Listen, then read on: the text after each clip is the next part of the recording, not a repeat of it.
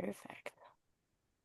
Hello, welcome everybody. We are so glad that you're here. We are going to wait another minute or two so that we can let folks filter in. While you wait, we have a quiz for you. Um, Although I don't know. Do you see it? Hopefully this is, yes, I see it. Hopefully it's open-ended. Let us know, where does your baby take their best sort of naps and where do they take their worst sort of naps? If you could work on that while we wait for everybody to trickle in, and then we'll get started.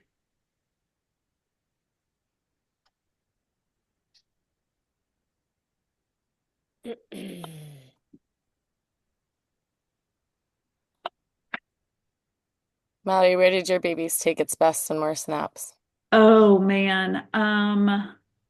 Both of mine were pretty good crib nappers, which I appreciated because Ooh. I needed the time to be like, you are here and I'm gonna go do my things. So I was grateful for that. Still, my 6-year-old will fall asleep in the car probably once a week. He has always been my car napper. And now we'll be like coming home from gymnastics and it's 5:45 and I'm like, do not do it. Don't sleep. Don't fall asleep. So mostly crib. Car is a no-go for Yeah, me. nice. That's pretty nice there. My girls all loved a good stroller Okay. nap, Yes. But and then you just got to keep walking. they took their worst naps in their crib when they were newborns. Then when they were babies, they loved their cribs, but Yeah. uh, Yeah. You can't choose. You kind of just get what you get. get what you get. Yeah.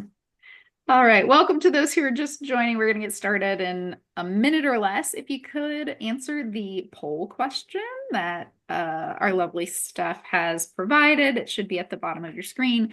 And then we'll get started in just a sec. Also, I love this picture of the baby and its cute little sweater. Oh, so sweet.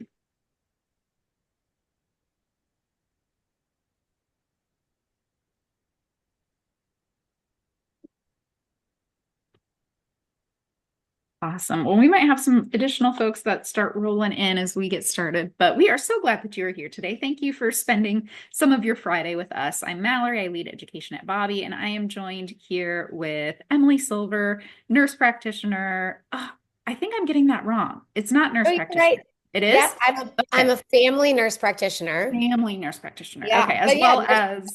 certified IBCLC lactation consultant, mom of 3 girls, and just fantastic resource.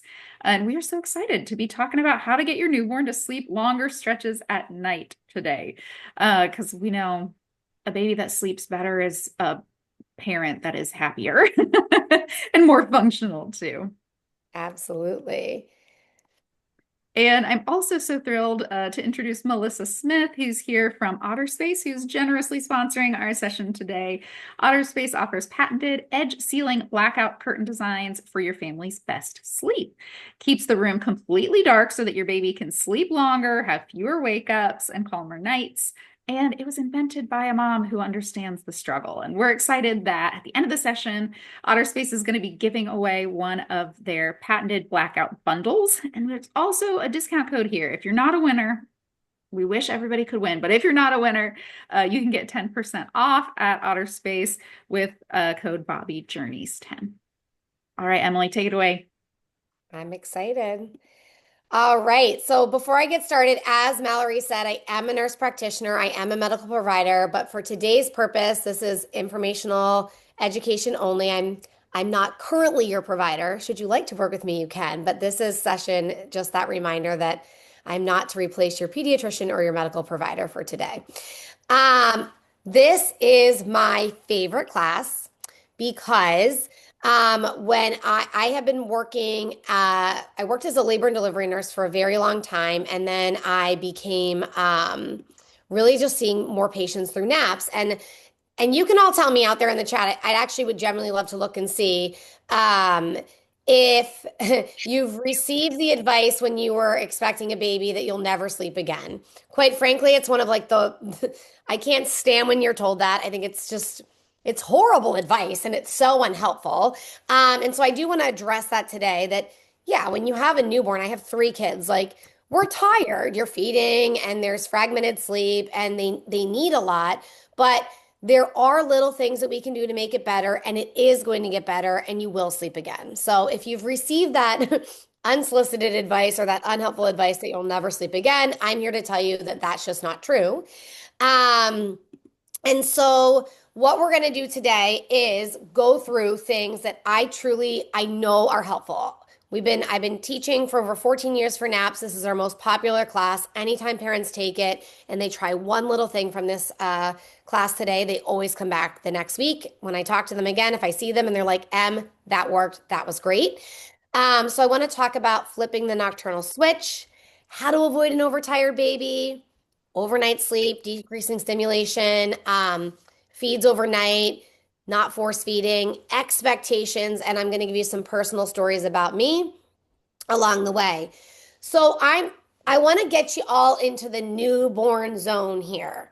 So this class is really, really great if you're here today, if you're expecting a baby or if you're home with a newborn.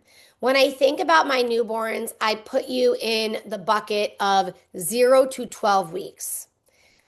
A little bit of the 12 to 16 week, but I'm going to talk about how we change. Sleep starts to change in that 12 to 16 week zone. And then after we get past that, so let's make it easier on your brains, 4 months and beyond, I'm sort of start to call you a baby instead of a newborn. So I'm really, really focused right now in this presentation on my newborns, particularly 0 to 12 weeks. And so whether you're expecting your home with a newborn, let's just start with the basics of flipping the nocturnal switch. What does this mean? When you're pregnant and expecting a baby, your baby is growing in your belly. They're all super cozy and snug in their utero, in utero. And there's obviously fluid, it's turbulent, you're moving around all day. And so they're cozy and they're getting soothed.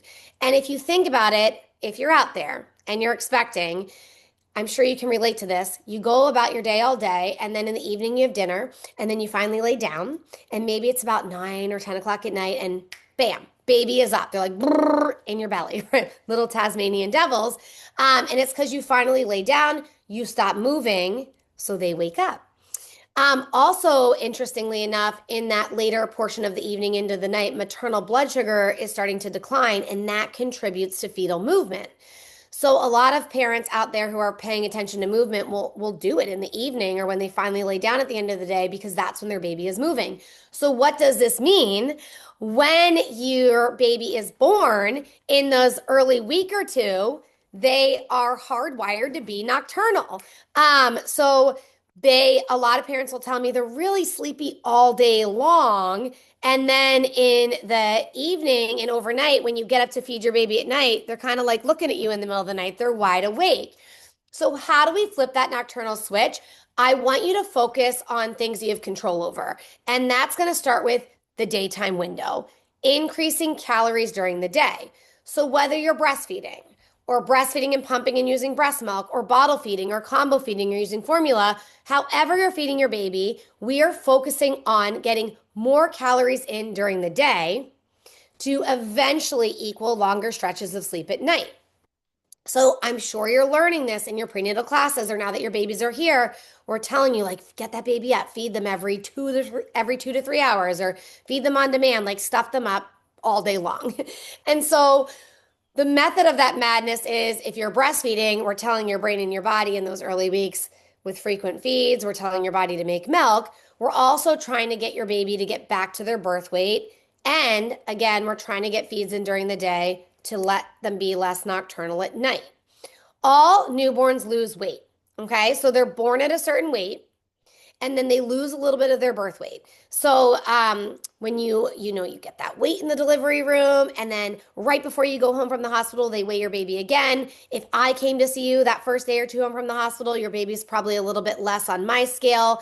And so they all lose a little bit of their birth weight and we expect that. We know that that's going to happen. And babies have 2 weeks to regain their birth weight. So that's another reason that we're also really focused on calories, especially in those first, that first week or two. We're saying we're going to feed them every 2 to 3 hours during the day. We're going to feed them every 3 to 4 hours at night. We're trying to get calories in so they can gain that weight back and to help them be less nocturnal at night. Now, you can talk to your pediatrician, but most pediatricians and the NAPS line of thinking here is that once your baby has passed their birth weight, they can now be your alarm clock. What does that mean? I'm going to think about your daytime window is about 6 or 7 in the morning till about 10 or 11 o'clock at night. And in that big old window, we're getting calories in. And once your baby has passed their birth weight, you can check with your pediatrician. At that point, we usually say overnight from 10 or 11 o'clock till 6 or 7 in the morning, baby can now be your alarm clock, meaning you don't have to set an alarm to get up and feed them. Okay? When they wake up, you can pick them up and feed them. We're going to build on these overnight feeds too as we go.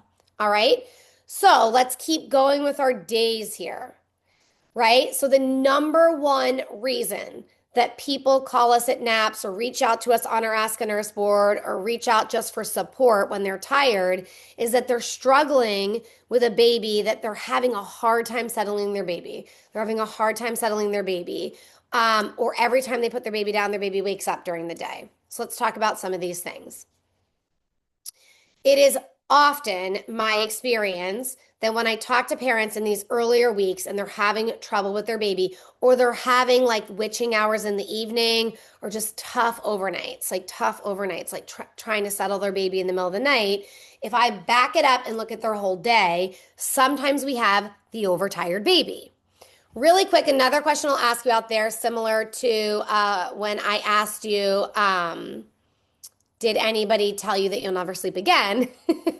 Have you all heard people say, or you've heard the saying, never wake a sleeping baby? Everybody's heard it, right? So that's my babies, my older babies. When I'm thinking of my 4 and 5 month olds and beyond, fine, we're not going to wake them up, right?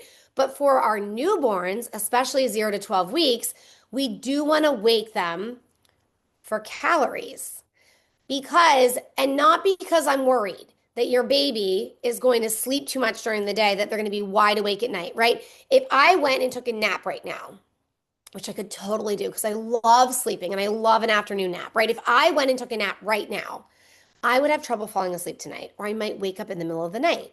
That's not your newborns. You see on my slide, sleep equals sleep. Sleep begets sleep. I want them to get good sleep. That being said, if we miss a feed, I'm more worried that now they've missed calories and they're going to look for it somewhere else, which is usually in the middle of the night. So back to this is how I'm going to give you your schedule and your routine for a newborn, okay? We're feeding this baby every 2 to 3 hours. So if you did a feed at noon, we want to feed that baby again around 3 o'clock. It goes from the beginning of one feed to the beginning of the next. So that is where I want you to wake your sleeping baby. All right? So now how do we avoid an overtired baby? Let's look at your awake windows. A newborn can tolerate being awake for about 60 to 90 minutes. It's not a lot of time. And quite frankly, some of them can barely even make it 60 to 90 minutes, especially in those early weeks. So if you're feeding your baby every 2 to 3 hours, your routine, your schedule with a newborn, right? Because I want to keep it easy breezy on your tired brains here. So I'm feeding you every 2 to 3 hours. I'm going to watch your awake window. And somewhere around 60 to 90 minutes, your baby's going to start to get fussy again, or glassy-eyed, or red eyebrows. And then if we miss the window of sleep, they become overtired. Tell me in the Q&A, tell me out there. I'm sure you've all had an overtired baby. We've all been there. It's really hard to make a comeback from, right? Now we're really working hard to get them to sleep. So we want to make sure that you're making sleep happen. I love the poll at the beginning of this webinar. Where does your baby take their best, biggest, longest nap? And where does your baby take their short, shittiest nap? Okay? When I look at newborns, and I talk to hundreds of parents all the time, right? They'll usually tell me their newborn in 0 to 12 weeks takes their best nap on them in the baby carrier. Or if you're sitting and watching a show, like a nice Netflix show during your postpartum day. Or if you go for a walk with the beautiful fall weather, your baby will sleep for 2 hours in the stroller. Now this, of course, every baby is different, but it is common that parents will say to me when they put them down in their bassinet during the day, that baby's up again 20 to 30 minutes later, right? Or naps are just all over the place. So if we're feeding every two to 3 hours, and we're watching our awake windows of 60 to 90 minutes, and then we're making sleep happen. We're making sure that baby gets to sleep and has good sleep. Now, when we're looking at naps, a normal nap for a newborn could be as short as 20 minutes. That's a sleep cycle for them. It could be 45 minutes. It could be 2+ hours. And that's okay. That's totally normal. So when I say sleep equals sleep, right? An overtired baby, a baby that's staying awake for too long during the day or missing their awake window and then finally getting to sleep or having too many short naps all day long, that's usually my baby that parents are telling me at night, oh, it's so tough in the evening. They're really tough in the evening. We're having a witching hour. Like they're fussy. Or they seem to be fine all day, but I'm really having trouble at night getting them back down, getting them back down. The first place I go to with parents is let's get back to the morning and the daytime on. And are we feeding? Are we watching awake windows? Are we making sleep happen? I joke, sleep is on you.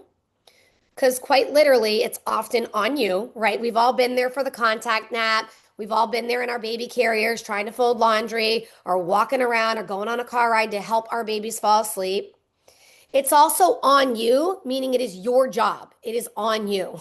If you put a baby down in the first 12 weeks, wide awake, after their awake window in their bassinet or their crib to go to sleep, they may fall asleep. They may put themselves to sleep. And if so, great. It's a win. We'll take it.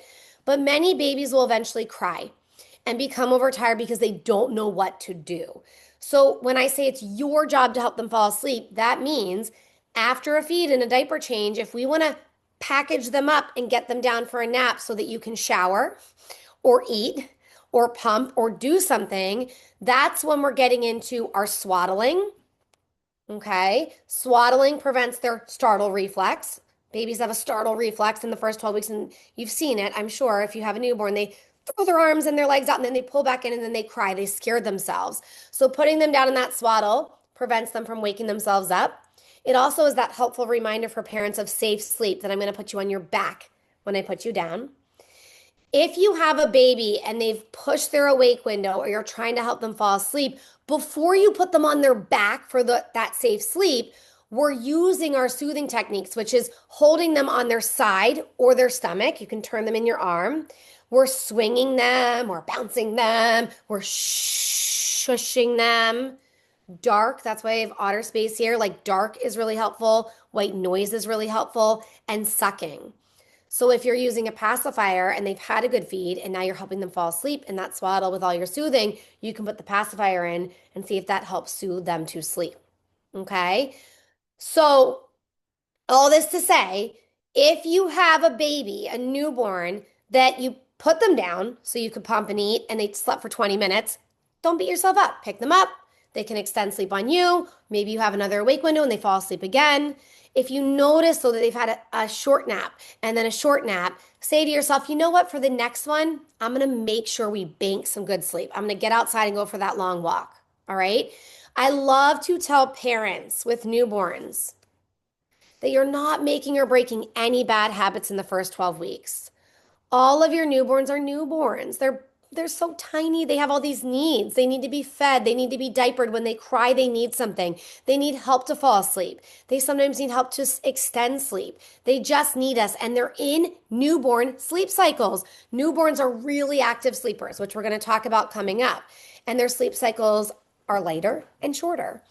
When I talked earlier at the beginning, and I'll come back to this at the end, of that 12 to 16 week zone, and when we get to our babies eventually click over to adult sleep cycles, meaning they have the ability to fuss, they soothe, they learn in their brain how to put themselves to sleep, how to stay asleep. If they wake up, they can put themselves back to sleep. So really cool stuff is coming for our older babies. Right now in those first 12 weeks, though, I promise you're not making or breaking any bad habits.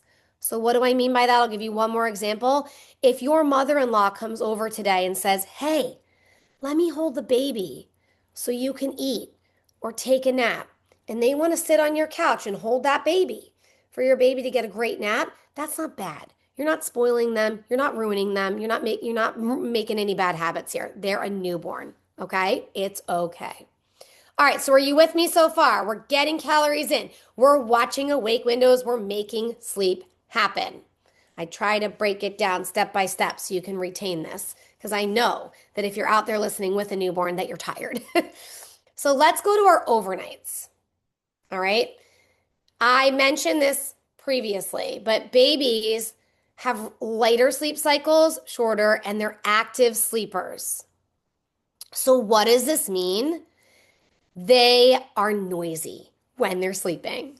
And I know you can all relate to this if you have a newborn right now. They're pretty quiet in the first 2 to 4 weeks. And then all of a sudden at 4 weeks, 6 weeks, 8 weeks, they start to get gassy, grunty, making noises. Quite frankly, they sound like baby piglets when they're sleeping at night. They're snorting, they're grunting, and babies cry in their sleep. They're really, really active sleepers. They don't enter those big, deep sleep cycles like we do. And so, starting tonight, if you have a newborn and you hear your baby in the middle of the night and they wake you up and they're grunting or they're crying or they're making those squeaky little noises, I want you to look at them. Just have a look at them. Look over into that bassinet, okay? And if their eyes are shut, they are sleeping. I promise. This is like, psh, this is like the do nothing concept here. And it's can be really, really life-changing for parents because a lot of us, and I did this with my 3 girls, a lot of us are responding to our newborns in the middle of the night because we think they need us, because we hear them crying in their sleep or grunting in their sleep, and we think, oh, they must be hungry, or oh, I bet they're about to wake up and then they're going to be hungry. Or we think, ooh, they sound uncomfortable. Oh my gosh, they sound so uncomfortable. Let me help them. Let me pick them up and burp them. Let me bicycle their legs. But I'm going to keep it black and white. And I promise you all, if you look at your baby, despite all the noises that you hear while they're in that active sleep, if their eyes are shut, they're sleeping. Leave them alone. Okay? If their eyes are open and they're crying, they need you. All right. And then we can pick them up and we can feed them because it's normal for a newborn to eat overnight, right? But I just don't want you to pick them up and feed them if they're not actually awake because then you're saying, like, let me give you calories when you weren't really needing them.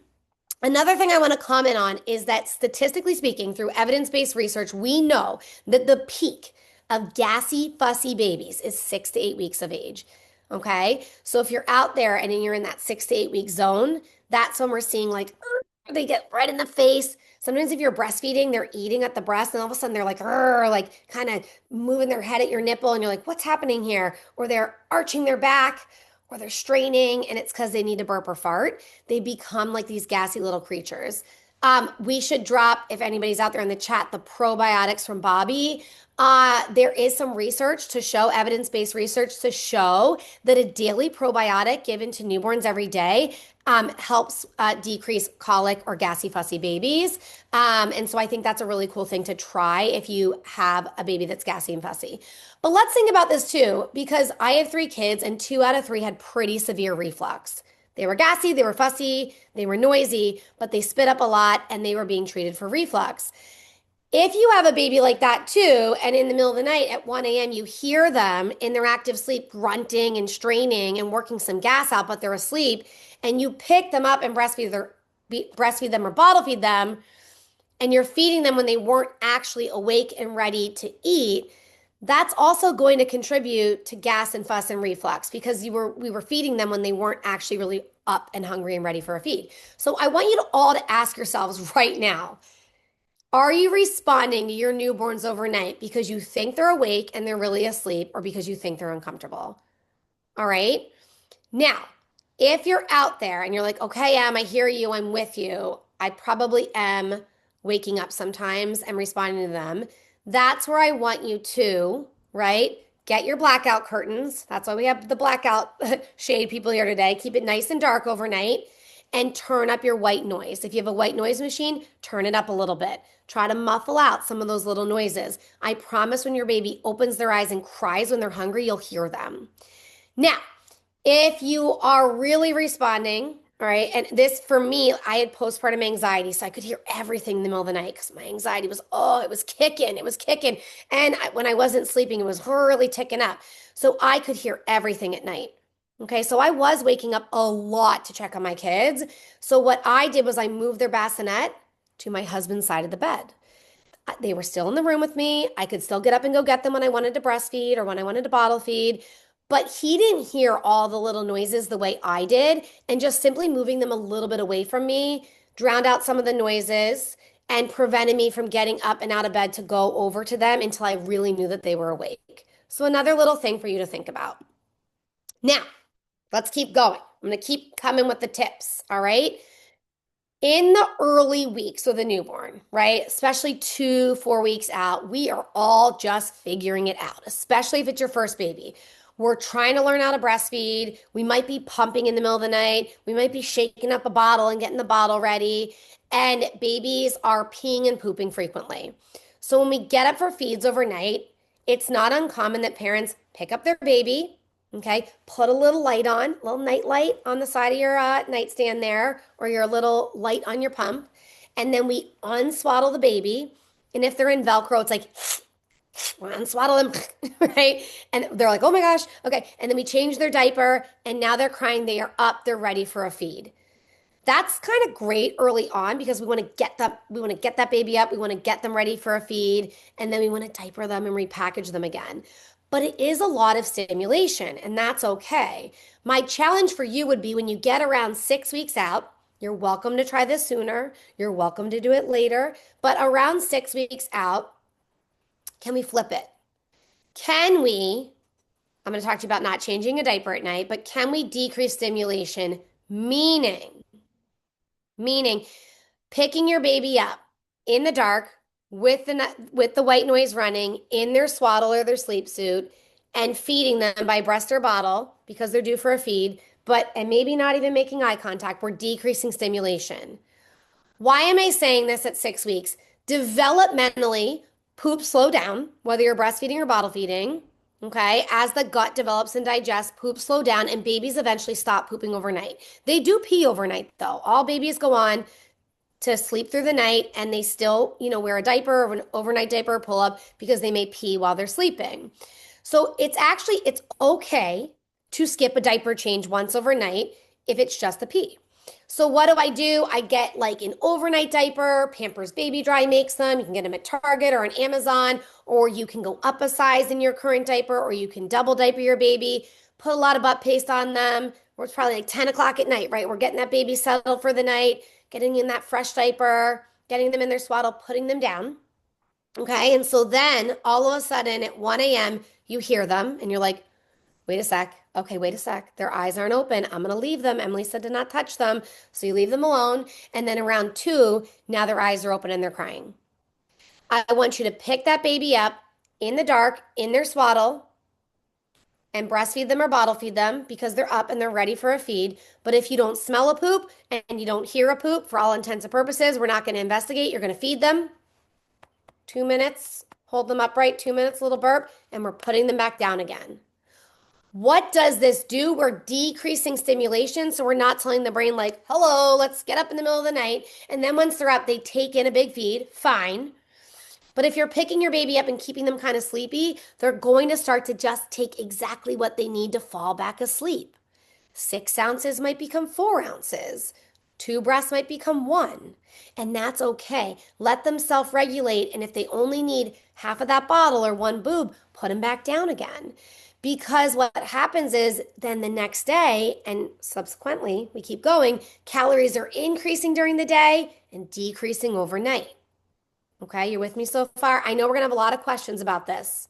It's okay. I'm going to come back at the end and answer all your questions. We always have a lot of questions about this. If you get up in the middle of the night and your baby poops, or you're still really early out, another little trick that I do is I get them up for the feed, I unswaddle them, I change their diaper, I get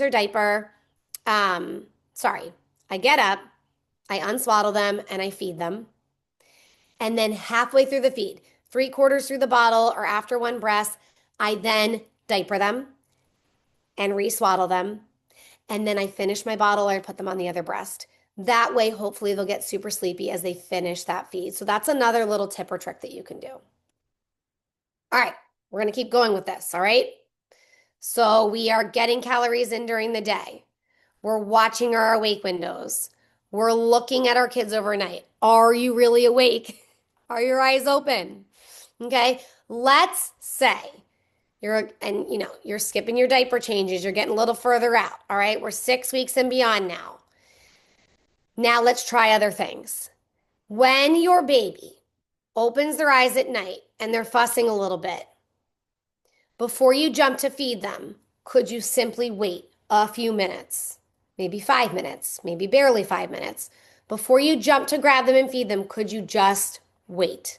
It's kind of back to the N, do nothing, okay? Because many babies are up because they woke up from a sleep cycle and they're trying to fall back asleep again. It doesn't always mean they're hungry. And sometimes if you just wait a few minutes, they fall back asleep, all right? If they haven't, I do A for audio, P for pressure, S for shushing and sucking. So I walk over to my newborn in their bassinet and I put a hand on their chest, pressure, and I go shh, or I increase my white noise, and I put their pacifier in if they're using one, sucking, to see, are you trying to be asleep still? Are you trying to get back to sleep? Or are you up because you're hungry? A lot of times when parents do that, shh, pacifier, their baby falls right back to sleep. And they're like, oh my gosh, oh my gosh. They were just still tired. They weren't actually hungry. And 1 a.m. becomes 2 a.m. 2 a.m. becomes 3 a.m. 3 becomes 4 over time. Okay? But if you do this, shh, pacifier, and they don't fall back asleep and they're rooting and they're up, pick them up and feed them. Back to with decreased stimulation. All right? It's normal to eat overnight. So I by no means want you all to think I'm telling you to not feed your babies. I am simply saying, can we get thoughtful about are we feeding them when they're actually awake and ready for a feed? For the bigger picture, to get those longer stretches, more calories during the day, bigger, longer sleep at night. Okay. I want to talk a little bit more about me and about stuff I think some of you probably are doing because we've all done it, which is sort of like this force feeding thing or like extra feeds overnight. So if they need that feed overnight, we're picking them up in the dark, in their swaddle. We're not changing their diaper. Maybe it's just for that first feed of the night. Maybe that next one we will, right? Picking them up and we're just feeding them. This really jams parents up because they're like, I hear you and I get it. But they're saying to me at 1 a.m. or 2 a.m. when I'm up for a feed, I'm already up. I'm up, they're up. I just want to get it all done so that maybe we can sleep longer or maybe we can make it till the morning. So a lot of parents, if a baby only takes one breast and then they pass back out, they're like, I need to get you up for the other side. Or if they don't finish their bottle, they're really, really working to try to get that bottle in. Again, I don't want you to stress about these things. If they self-regulate and only take one side, or they don't finish the other side, or they don't finish their bottle and they fall asleep, I just want you to put them back down again. Another thing that I did is for my first is I would wake up because I told you she had reflux. She was really, really loud.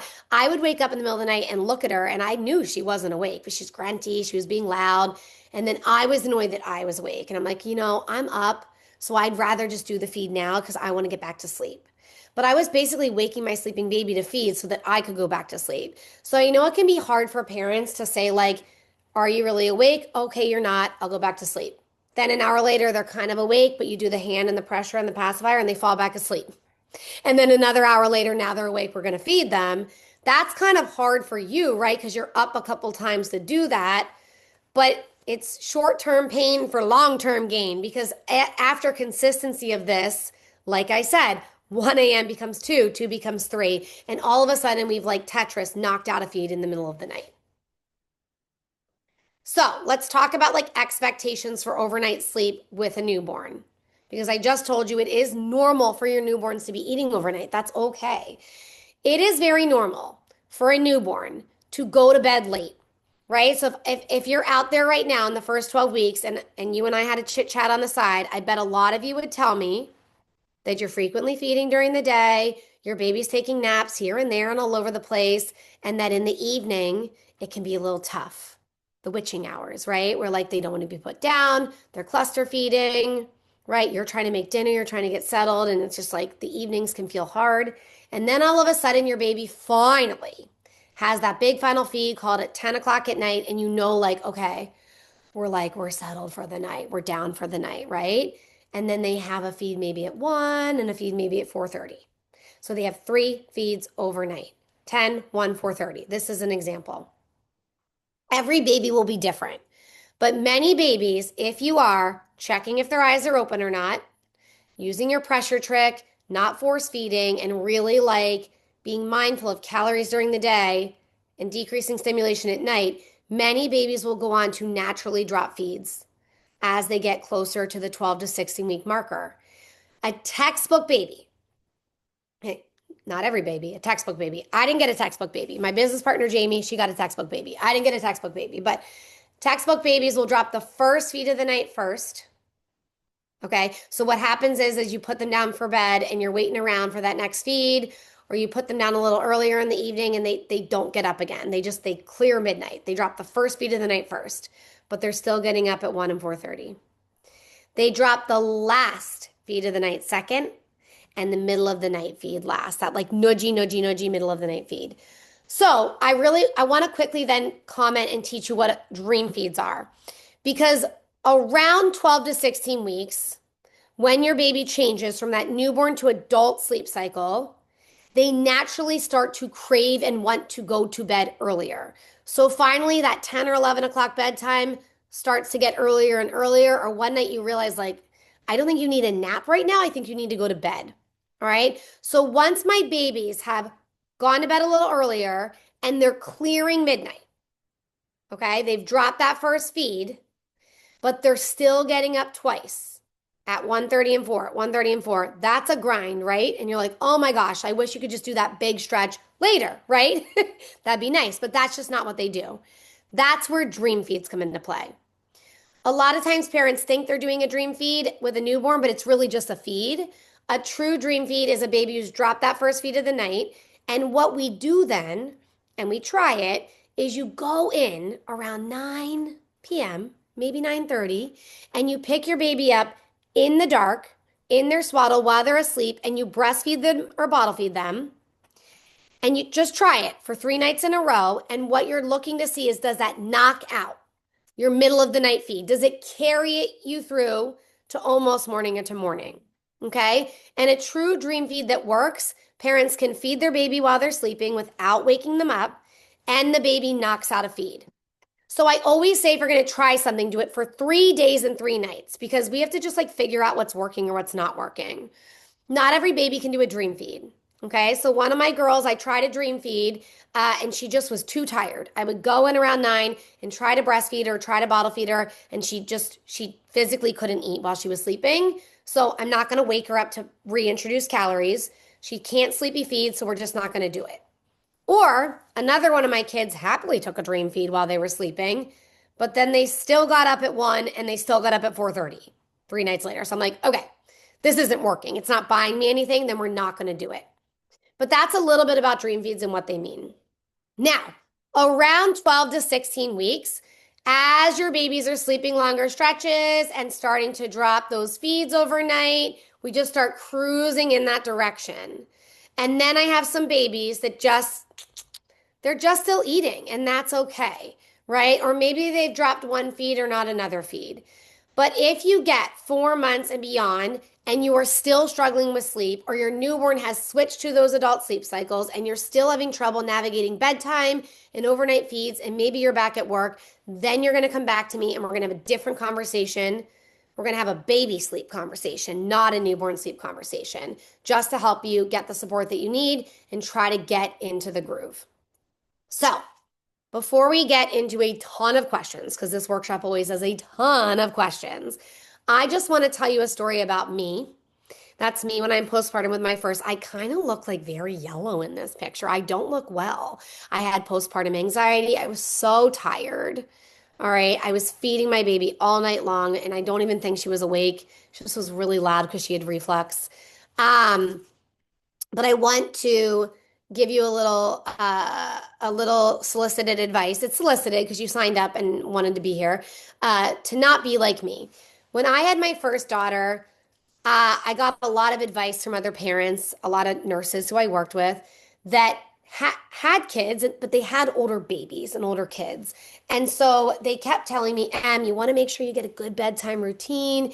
You want to make sure you have a good sleeper that's flexible, get those blackout curtains, that white noise, practice those naps in the crib, get it, get them in bed early at night, right? They told me a lot of stuff that was meant for an older baby, not a newborn. Okay. And so when I tell you you're not making or breaking any bad habits in the first 12 weeks, I really mean it. Please be kind to yourselves. You're recovering from delivery. Your baby is frequently feeding. You're navigating your feeding journey, whatever that may be, breastfeeding, pumping, bottle feeding, formula, combo feeding. Like it's a lot of work, however you're feeding your baby. You're watching those awake windows. You're making sleep happen. And so like a postpartum day feels like really long when you're in it. And then all of a sudden the nighttime comes and you're like, what did I do all day? Like, what happened all day, Because you can barely eat, change, get out of the door because you're in this grind, okay?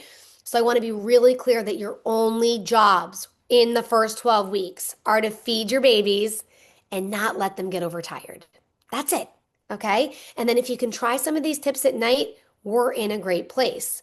So where do I want to say don't be like me? I took all that unsolicited advice that was not appropriate for a newborn, and I always tell this story in my new mom groups.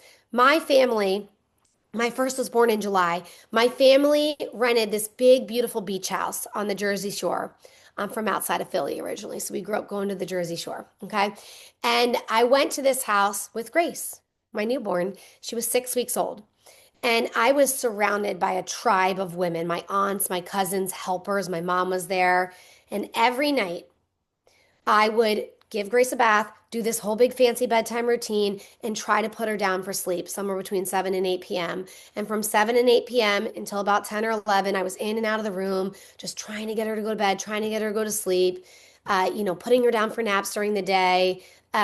And good Lord, she didn't even know where her nose was. It wasn't doing anything. She was 6 weeks old. It just wasn't what she needed. She was fine. She was safe, but what was I doing to myself, right? Like I missed time at the beach. I could have just given her to anybody to hold her through the witching hours while I had a nice dinner and a glass of wine and then put her to bed? And so when it comes to your bedtime routines, going to bed earlier, a baby that recognizes that solid sleep and they know they're in their crib and they know how to put themselves to sleep, I promise it's coming. We're going to get that change at 12 to 16 weeks, and then we can move into some of these habits.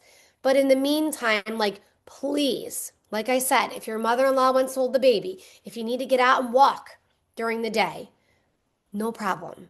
All right? Like, feed them, watch their awake windows, help them to not be overtired.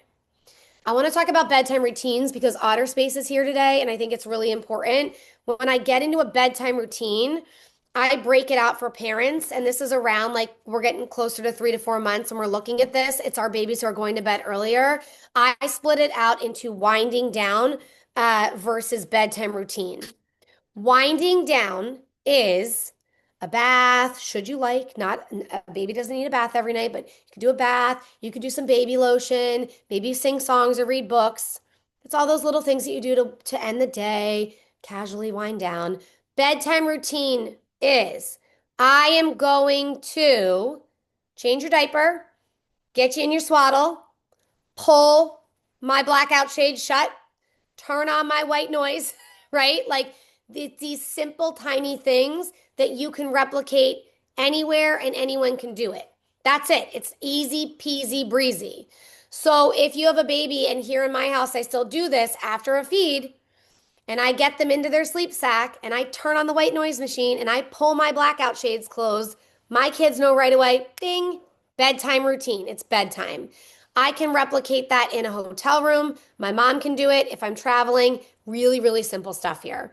So that's why I do really love some white noise, some blackout shades, and should you like to use a swaddle or a sleep sack, I think those three simple things can really, really help with that bedtime routine. Okay. Now, we're going to come out to questions, but before we do, we have so many free resources for you. You're all here today. This is a free educational event put on by Bobby, hosted with OtterSpace. We do a lot of these things. We just want to get you really great information for free. And so that's why Naps and Bobby created the feeding room. The feeding room is a free resource for you, led by some medical experts at NAPS and some other really great people from the Bobby team.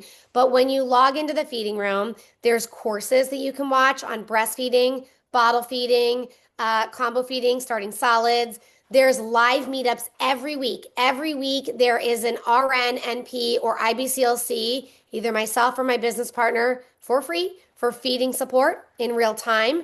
And then we have these really great live webinars like you're here today. So please check out the feeding room. It has so many amazing things for you. And I just want to give you a quick plug and a QR code for naps. A lot of what I'm talking about today is sleep, but everything's connected to feeds.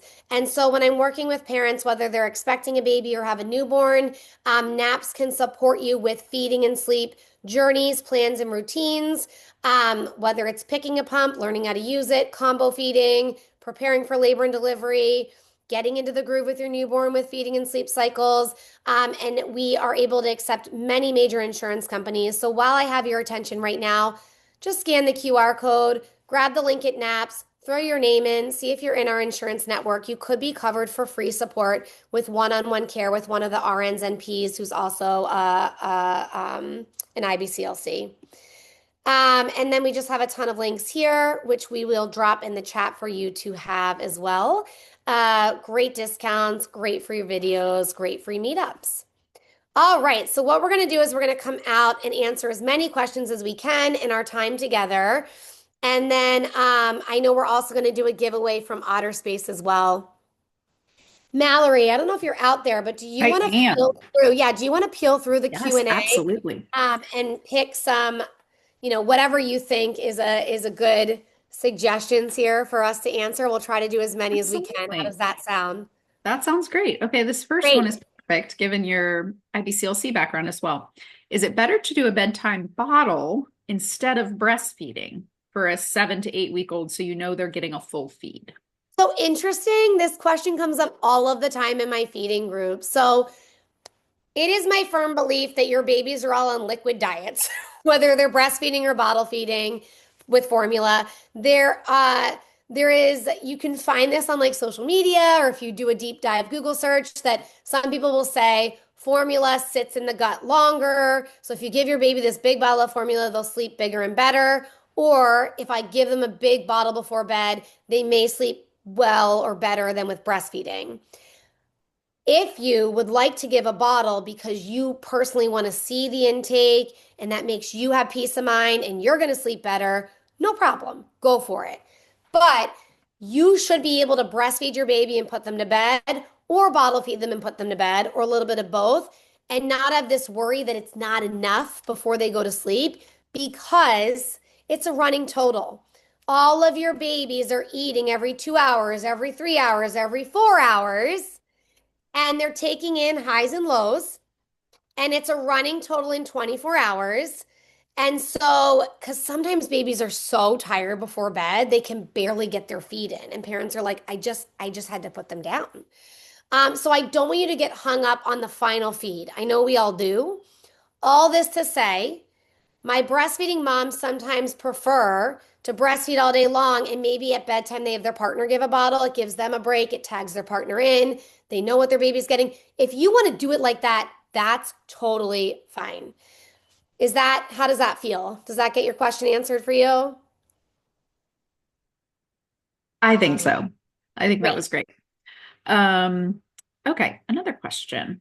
What do you suggest for the 4 month sleep regression? So you have a baby that was sleeping well, they turned 4 months, and now it seems like they're reverting back to the like waking to eat, not sleeping, like being up every 90 minutes or so. Yes. When we get out of this presentation too, I'm going to share a link to you for like the NAPS monthly group sleep calls. You all have a free month through Bobby, and we every month have a free baby support group for that age group. So first of all, everybody fears the 4 month sleep regression. And I want to be clear, it doesn't happen to every baby. Now you hear about it, you read about it. It really comes up a lot on social media. You're probably all going to get targeted after this because I just said it out loud. But if you think about it, I do feel, unfortunately, in the baby space, especially around like products, they kind of like prey on your fears a little bit. And so people really amp up this 4 month sleep regression. Not every baby goes through it.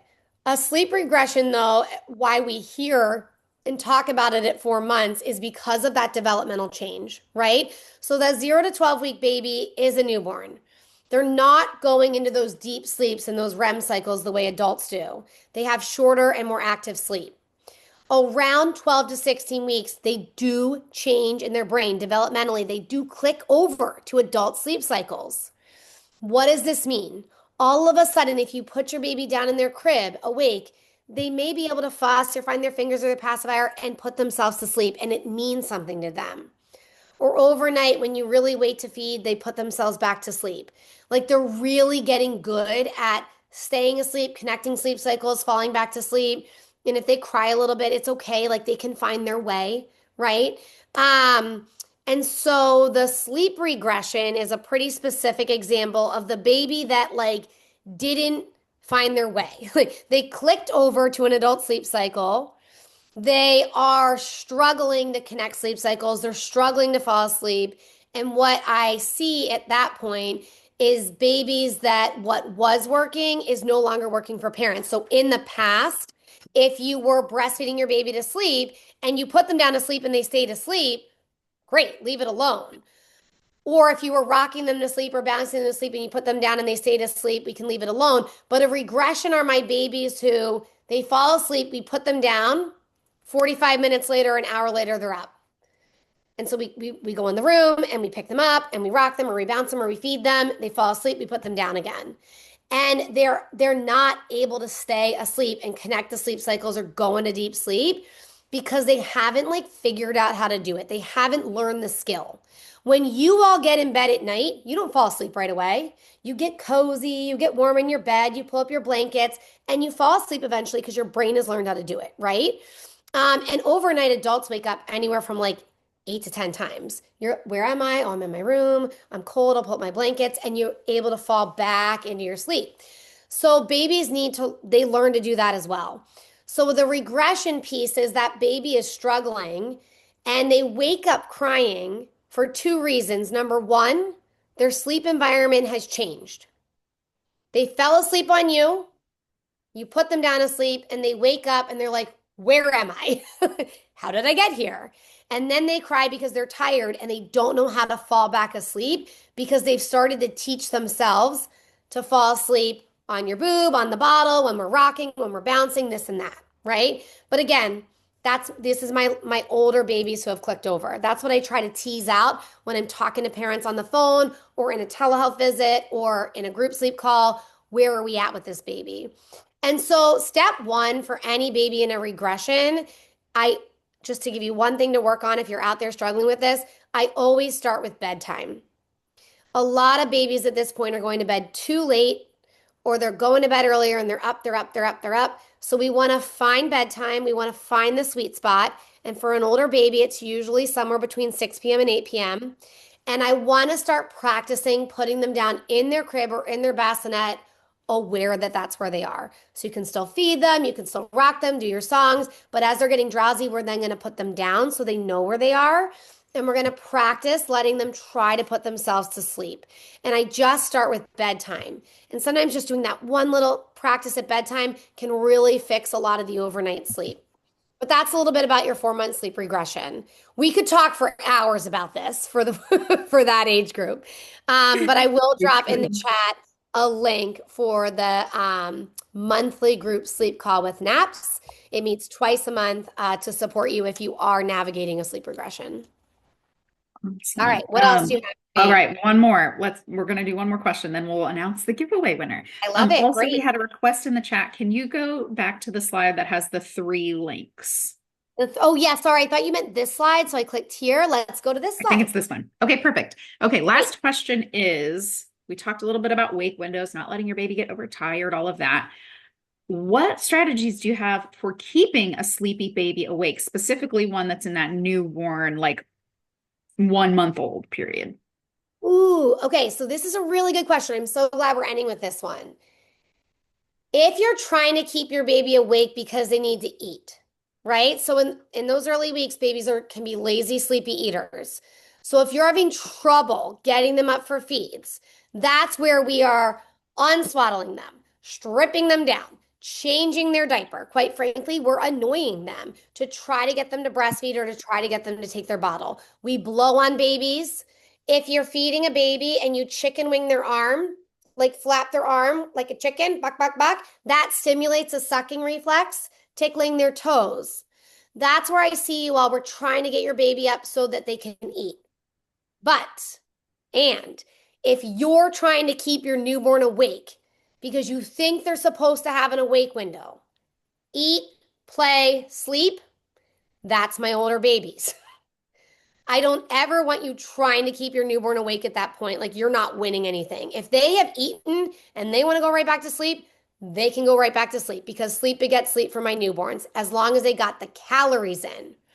So there's a lot of information out there about the sleep, eat, play, sleep, eat, play, sleep. Newborns might eat, sleep, eat. They might, even older babies might wake up, play, then eat, then sleep. Some babies eat, play, eat again, then sleep. So for the newborn 0 to 12 weeks, I don't want you worrying about that.